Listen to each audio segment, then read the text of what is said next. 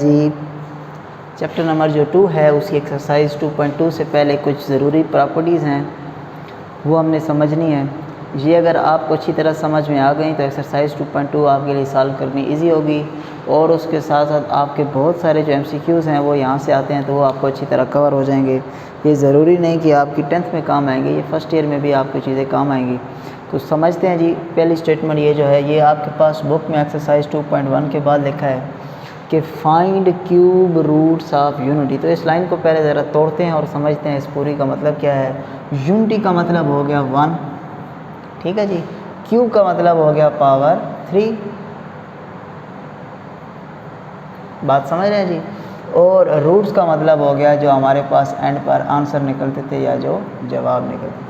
तो इसका सादा तरीन मतलब यह है कि आपने जो 1 है उसके एक लिहाज से 3 जवाब निकालने हैं, क्यूब रूट्स निकालने हैं, यानी कि आपने 1 को सॉल्व करके उसके एंड पर 3 आंसर निकाले हैं। अब वो कैसे फाइंड होंगे? वो इस तरह फाइंड होंगे कि बात समझिए कि हमने सबसे पहले जो 1 है उसके हमने निकालने हैं क्यूब रूट्स, ठीक है जी। यानी कि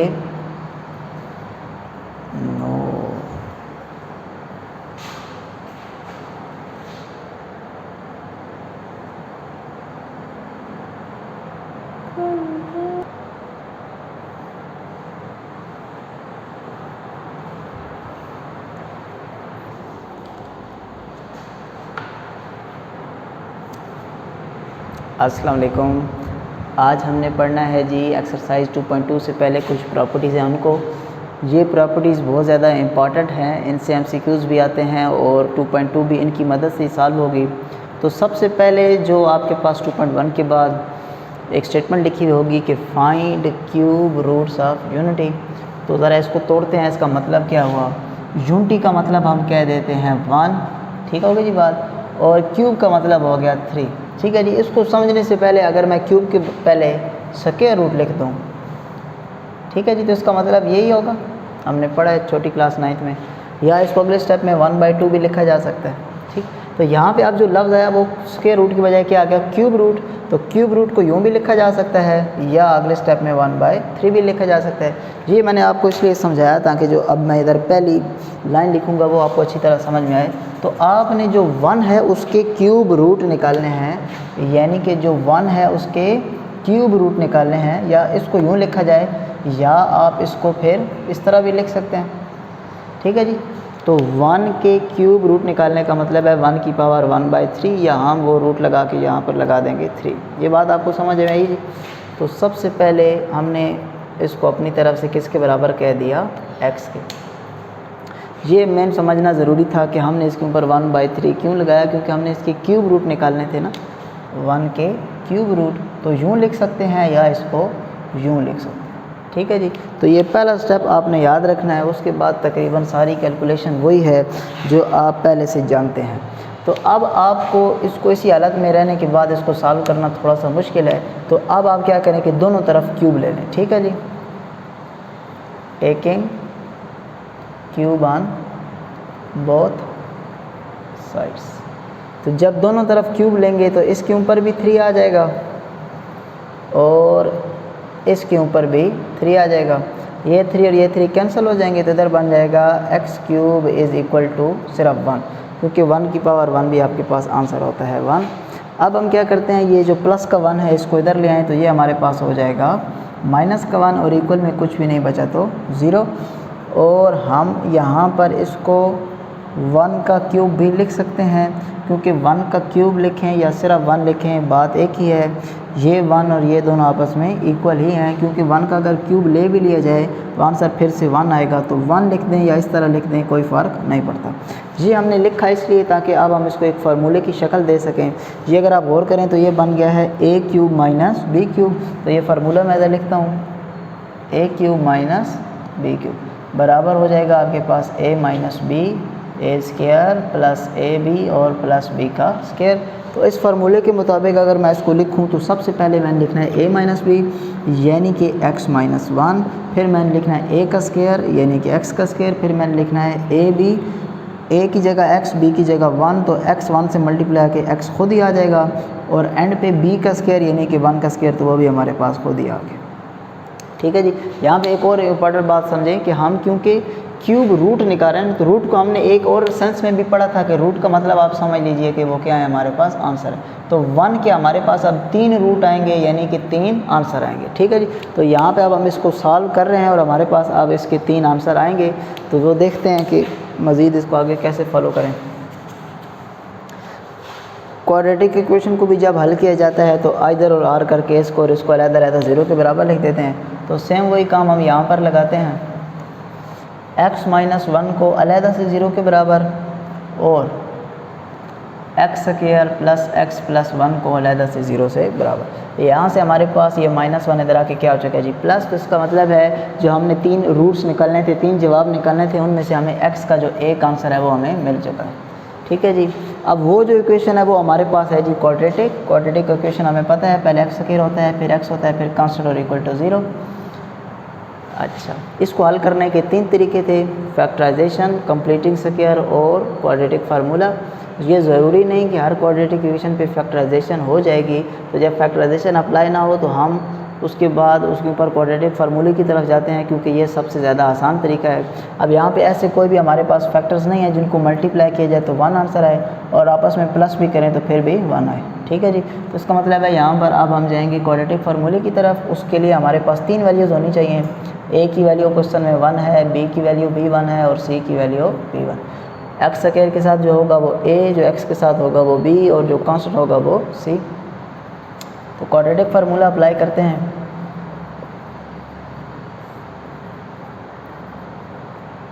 b की जगह पे 1, यहाँ भी 1, a की जगह भी 1, 1 का स्क्वायर 1 ही, तो इसलिए मैंने डायरेक्ट 1 ही लिख दिया। ठीक है जी। और डिवाइड में आ गया 2 इंटू a, यानी कि 2 इंटू 1। ये उससे अगले स्टेप में हो जाएगा -1 प्लस -1 माइनस 4 डिवाइडेड बाई 2, या अगले स्टेप में हो जाएगा ये -1 प्लस माइनस √-3 डिवाइडेड बाई 2। अच्छा जी, यहाँ तक लिखने के बाद आपने ये गौर करना है कि आपके पास एक दफ़ा वैल्यू प्लस है और एक दफ़ा माइनस है।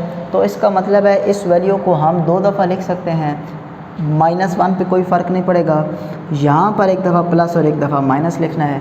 हम एक दफ़ा लिखते हैं प्लस √-3/2। ठीक है जी।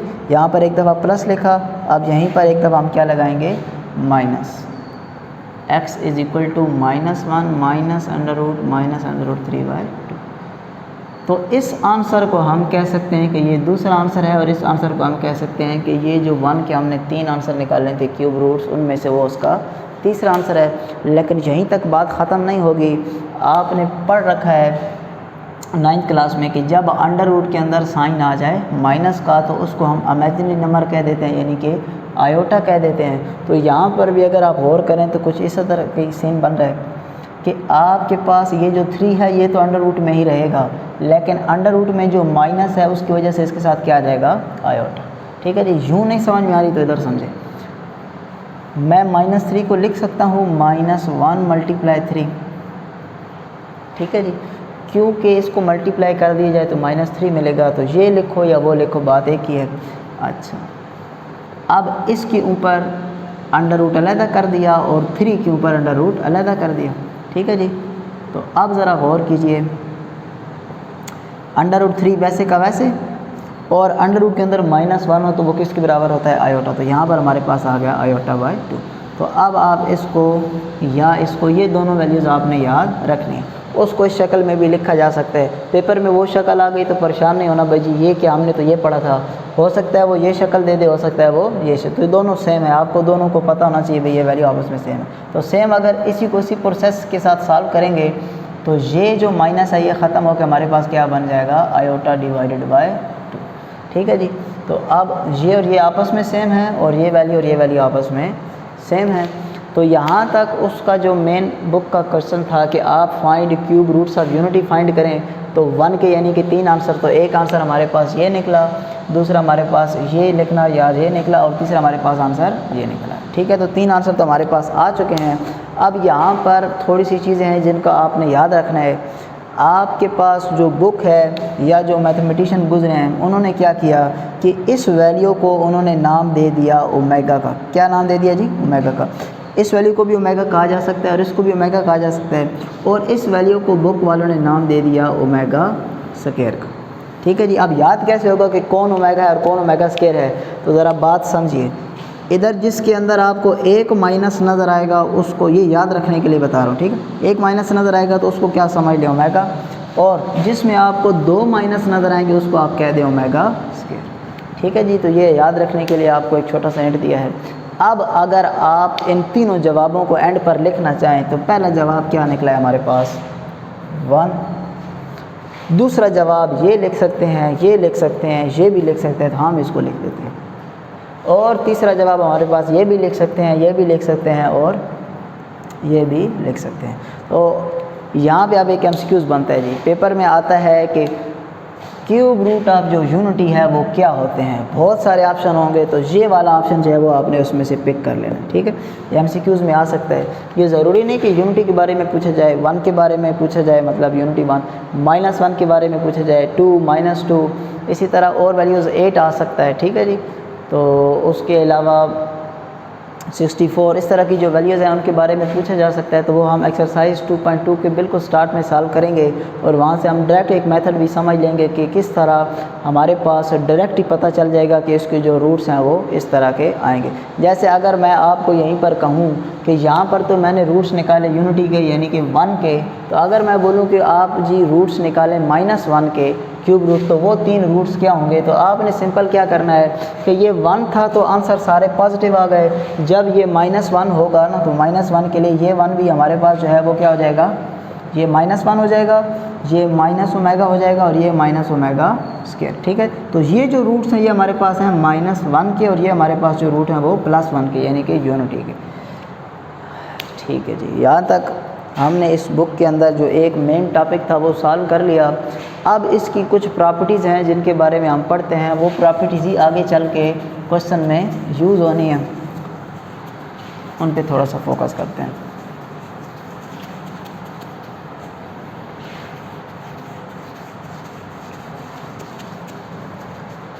चलो जी। जब हमने इसके क्यूब रूट निकाले तो हमारे पास 3 जवाब आए। एक आंसर आया हमारे पास 1, एक आंसर आया ओमेगा, और एक आंसर आया हमारे पास ओमेगा स्क्वायर। 1 तो 1 ही है, ओमेगा हमने कहा था कि उसके अंदर एक माइनस आप लिखेंगे, इसको यूँ भी लिखा जा सकता है और आयोटा ख़त्म करके साथ में माइनस भी। ठीक है। तो आपको जिस तरह इजीली याद रहे या जो पेपर में आए तो आपको पता होना चाहिए। आगे ओमेगा स्क्वायर को हमने कहा था कि उसके अंदर 2 माइनस आएंगे।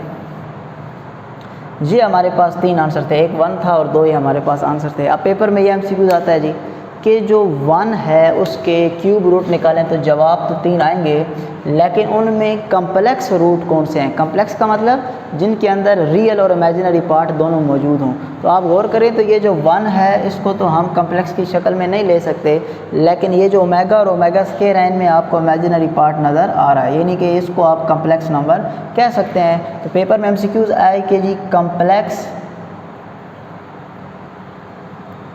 क्यूब रूट्स ऑफ यूनिटी, तो वो कौन से हैं। तो आपने कहना है कि वो एक ओमेगा है और एक ओमेगा स्क्वायर है। ठीक है। और अब आपको अगले वाले क्वेश्चन सॉल्व करने के लिए इसकी वैल्यू भी ज़बानी याद होनी चाहिए और इसकी वैल्यू भी ज़बानी याद होनी चाहिए। ठीक है जी।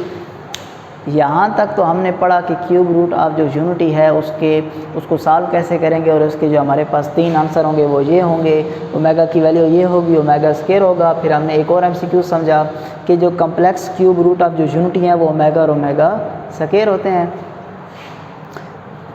अब यहाँ पर हम एक प्रॉपर्टी है जो कि इसी के 3 जवाब जो आए हैं हमारे पास, यानी कि ये 1 आया, ओमेगा आया और ओमेगा स्क्वायर आया, इनके ऊपर अप्लाई होती है। वो जो प्रॉपर्टी है ना, पहली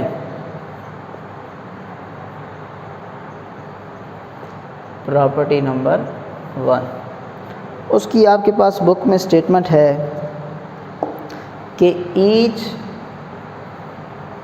of the complex cube root of unity is the square of the other। इस लाइन का क्या मतलब हुआ जी? वो कह रहे हैं complex cube root of unity.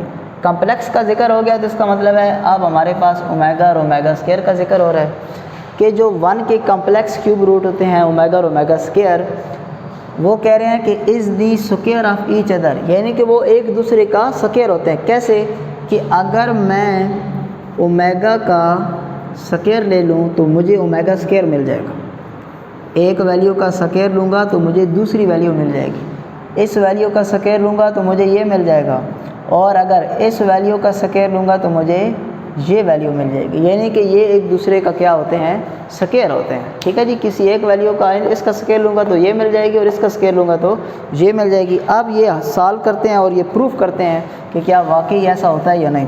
तो सबसे पहले मैं कहता हूँ कि जी मेरे पास जो ओमेगा है वो बराबर है -1 प्लस √3 आयोटा डिवाइडेड बाई 2।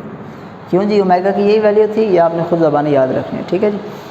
अच्छा, मैं अब ये चाहता हूँ कि इसका अगर मैं स्क्वायर लूँ तो मुझे ये वैल्यू मिल जाए। चेक करते हैं जी, अगर मैं इसका स्क्वायर ले लूँ, दोनों तरफ क्या ले लूँ जी? स्क्वायर।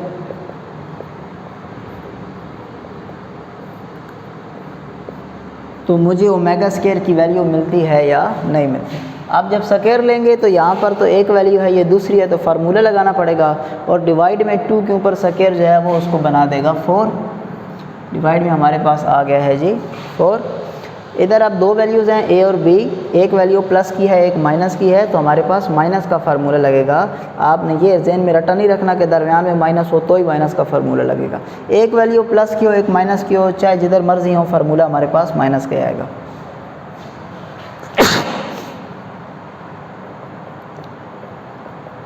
ए square plus b square minus 2a और b, 1 का स्क्वायर 1, ये स्क्वायर इसके ऊपर अलहदा होगा और आयोटा स्क्वायर आयोटा के ऊपर अलहदा। जब इसके ऊपर स्क्वायर लेंगे तो ये तो इसके साथ कैंसिल होकर 3 हो जाएगा, और आयोटा के ऊपर स्क्वायर अलहदा से आ गया -2 √3 और आयोटा। डिवाइड में हमारे पास आ चुका है 4। फिर हमें इतना भी पता है, 9th में हमने पढ़ा था कि जो आयोटा स्क्वायर है वो किसके बराबर होता है? -1 के। तो यहाँ पर इधर आयोटा स्क्वायर की जगह पे क्या आ जाएगा? -1। बाकी ये same values as it is रह जाएगी। ये जब इससे सॉल्व होगा तो प्लस माइनस माइनस माइनस का 3,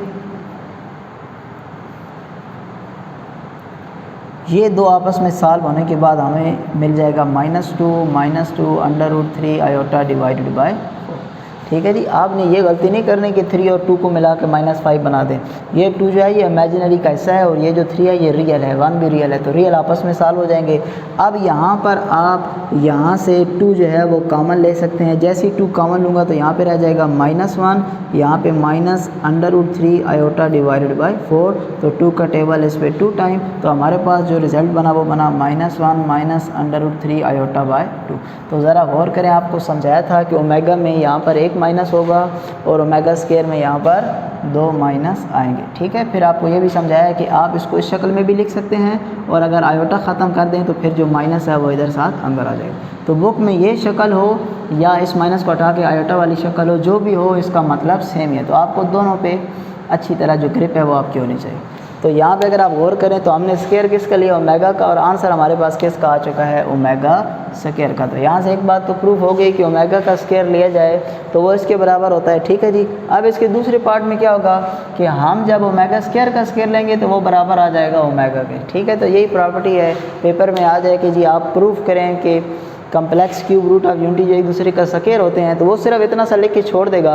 आपको खुद से ओमेगा की वैल्यू याद होनी चाहिए और ओमेगा स्क्वायर की। तो एक दफ़ा आप ओमेगा का स्क्वायर लेंगे, ऑटोमेटिक जवाब ओमेगा स्क्वायर का आ जाएगा, यानी कि दूसरी वैल्यू आ जाएगी। और जब इसका स्क्वायर लेंगे तो ऑटोमेटिक आपके पास ये पिछली वैल्यू आ जाएगी। तो अब इसका जो ये वाला हिस्सा सॉल्व करना है या प्रूफ करना है कि ओमेगा स्क्वायर का, यानी कि अब इस ओमेगा स्क्वायर का इस वैल्यू को मैं स्क्वायर लूँ तो वापस मुझे ये वैल्यू मिल जाएगी। ये आप लोगों ने खुद घर से सॉल्व करना है। ठीक है जी। तो ये एक पहली प्रॉपर्टी यहाँ पे समझ आई। ये प्रॉपर्टी आपने खुद ज़बानी भी याद रखनी है कि जो complex cube root of unity होते हैं वो एक दूसरे का स्क्वायर होते हैं। इसका स्क्वायर लें तो ये मिल जाएगा और इसका स्क्वायर लें तो ये मिल जाएगा। ये तो हमारे पास थी पहली प्रॉपर्टी।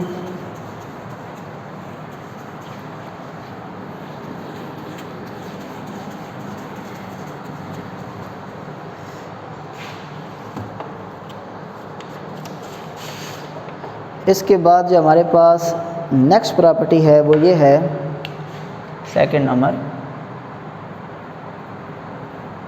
कि प्रोडक्ट ऑफ क्यूब रूट्स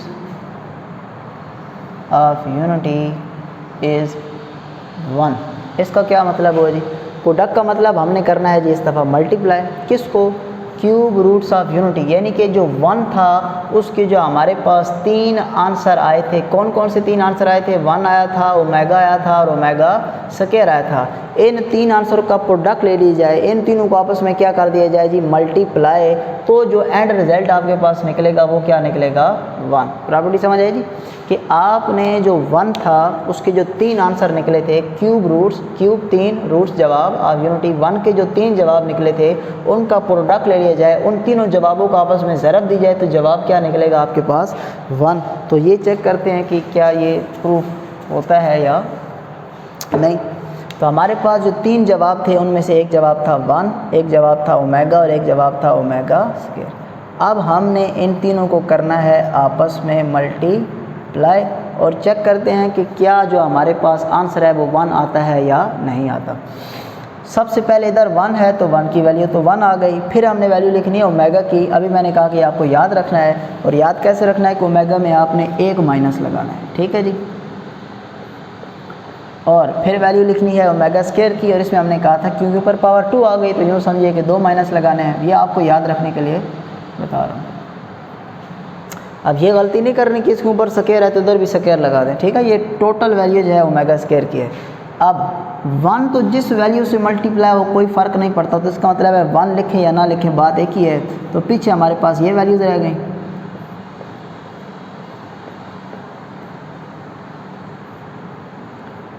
ये 2 वैल्यूज़ हमारे पास रह गई। अब ऊपर वाली वैल्यूज़ आपस में मल्टीप्लाई कर सकते हैं और डिवाइड वाली वैल्यू आपस में। उससे पहले थोड़ा सा गौर करें, इसके दरमियान में प्लस है, इसके दरमियान में माइनस है, बाकी वैल्यू सेम टू सेम है, यानी कि यूँ लिखा पड़ा है a प्लस बी और a माइनस बी। तो ये नेक्स्ट स्टेप में हो सकता है a square minus b square, कि नहीं जी? तो हम यहाँ पर बिल्कुल वही सेम फार्मूला यूज़ करते हैं। अगर 2 वैल्यूज़ सेम हों और एक में प्लस हो एक में माइनस हो तो इसको लिखा जा सकता है पहली वैल्यू का स्क्वायर माइनस दूसरी वैल्यू का स्क्वायर। तो ऊपर वाली 2 वैल्यू पे फार्मूला अप्लाई किया जाए तो पहली वैल्यू का स्क्वायर, दरमियान में क्या आ जाएगा जी? माइनस, और फिर सेकंड वैल्यू यानी कि बी वाली वैल्यू का स्क्वायर यानी कि √3 और आयोटा का स्क्वायर। ये बात समझ आई जी आपको? फिर समझें, ये वैल्यू एक दफ़ा प्लस हो रही है और एक दफ़ा माइनस हो रही है, तो हमने इसको इस फार्मूले की शक्ल में समझकर इसको इस शक्ल में लिखा, यानी कि पहली वैल्यू का square a square minus b square, first value का स्क्वायर -1 का स्क्वायर, दरमियान में माइनस और √3 आयोटा का स्क्वायर। ठीक होगी जी बात? डिवाइड वाली 2 वैल्यूज आपस में मल्टीप्लाई होकर 2 से मल्टीप्लाई होकर हमारे पास हो जाएगा 4। इस सारे का आंसर क्या निकलना चाहिए था? 1। तो चेक करते हैं कि क्या इसका आंसर 1 आता है या नहीं। -1 का स्क्वायर 1 हो जाएगा। हम पढ़ चुके हैं पावर ऊपर हमारे पास इवन हो 2 4 6 8 10, तो माइनस का साइन ख़त्म हो जाएगा, फिर आ जाएगा माइनस दरमियान वाला। ये स्क्वायर इसके ऊपर अलहदा अप्लाई होगा और आयोटा के ऊपर अलहदा। जब इसके ऊपर अप्लाई होगा तो ये 3 के ऊपर से जो स्क्वायर रूट है वो गायब हो जाएगा, और साथ में आयोटा के ऊपर अप्लाई होकर आयोटा स्क्वायर। डिवाइड में हमारे पास आ गया 4। तो ये उससे अगले स्टेप पे आयोटा स्क्वायर की जगह हम क्या लगा देंगे? -1। ये वैल्यूज़ आपको याद होनी चाहिए। माइनस और माइनस प्लस हो जाएंगे तो 1 + 3, तो अगले स्टेप में हो जाएगा 4/4, और 4 से कैंसिल होने के बाद हमारे पास आंसर क्या हो चुका है जी? 1। तो यहाँ पे हमने ए प्रॉपर्टी तो प्रूव कर दी, लेकिन ज़रा गौर करेंगे, ये तो उस साइड पे प्रूव की, ज़रा वापस आके चलें तो जब इन तीनों को मैं आपस में मल्टीप्लाई करूँगा तो 1 के मल्टीप्लाई होने पे कोई फ़र्क नहीं पड़ा। ओमेगा इससे मल्टीप्लाई होने के बाद बन जाएगा ओमेगा क्यूब। इसका मतलब है इधर हमारे पास क्या चल रहा है? ओमेगा क्यूब, और ओमेगा क्यूब किसके बराबर आ गया? 1 के। तो यहाँ से हमें एक नई बात समझ आई कि जो ओमेगा क्यूब है उसकी वैल्यू हमारे पास क्या होती है जी? 1। ये भी आपने ज़बानी याद रखनी है, ठीक है जी। तो यहाँ पर 3 वैल्यूज़ जो हैं वो ज़बानी आपने याद रखनी है 2.2 सॉल्व करने के लिए। सबसे पहली वैल्यू ओमेगा की, फिर आपने याद रखनी है ओमेगा स्क्वायर की, और फिर आपको वैल्यू पता चल गई ओमेगा क्यूब की। ठीक है, ये ओमेगा क्यूब की वैल्यू बहुत से शॉर्ट क्वेश्चन सॉल्व करने में हमारी हेल्प करेगी। ठीक है जी। तो ये ये जो वैल्यूज़ हैं ओमेगा की, ओमेगा स्क्वायर की और ओमेगा क्यूब की, ये सारी वैल्यूज़ आपको ज़बानी याद होनी चाहिए। यहाँ तक आज हमने इसकी 2 प्रॉपर्टीज़ पढ़ी हैं। नेक्स्ट लेक्चर में इसकी 2 प्रॉपर्टीज़ और हैं।